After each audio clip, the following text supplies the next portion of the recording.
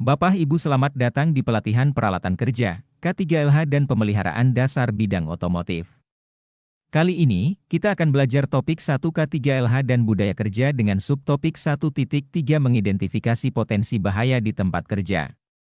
Materi ini akan membahas 1. Identifikasi bahaya dan potensi bahaya, 2. Langkah-langkah identifikasi bahaya.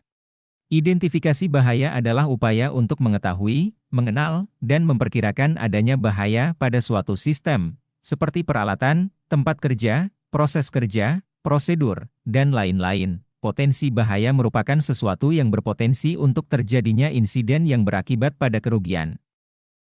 Menurut OSHA, unsur penting dalam setiap program keselamatan dan kesehatan kerja, K3, yang efektif adalah melaksanakan identifikasi bahaya dan penilaian risiko yang proaktif dan berkelanjutan.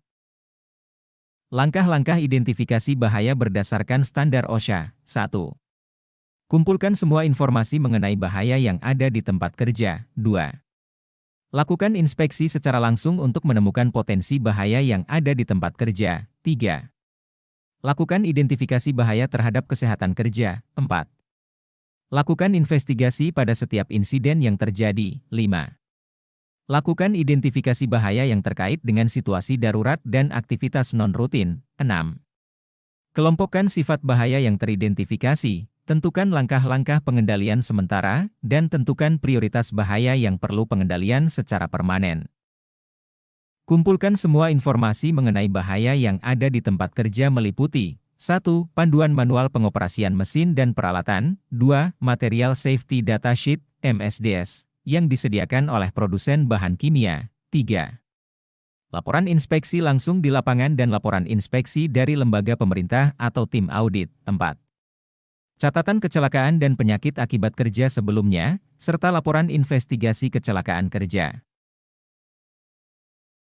Alur pada langkah inspeksi secara langsung untuk menemukan potensi bahaya yang ada di tempat kerja meliputi 1.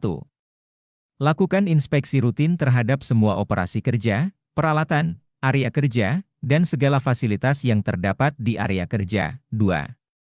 Libatkan pekerja untuk ikut berpartisipasi dalam inspeksi dan lakukan diskusi. 3. Dokumentasikan setiap inspeksi yang dilakukan untuk mempermudah verifikasi bahaya yang sudah dikendalikan atau diperbaiki. Identifikasi bahaya terhadap kesehatan kerja mencakup faktor kimia, pelarut, perekat, cat, debu beracun, dan lain-lain, faktor fisik, kebisingan, penerangan, getaran, iklim kerja, dan lain-lain, bahaya biologis, penyakit menular, dan faktor ergonomi, tugas monoton berulang, postur canggung, angkat berat, dan lain-lain. Investigasi pada setiap insiden yang terjadi bertujuan untuk menemukan akar penyebab insiden atau faktor-faktor yang mempengaruhi bahaya, agar kejadian serupa tidak terulang kembali, dengan cara 1. Lakukan investigasi bersama dengan tim yang kompeten. 2.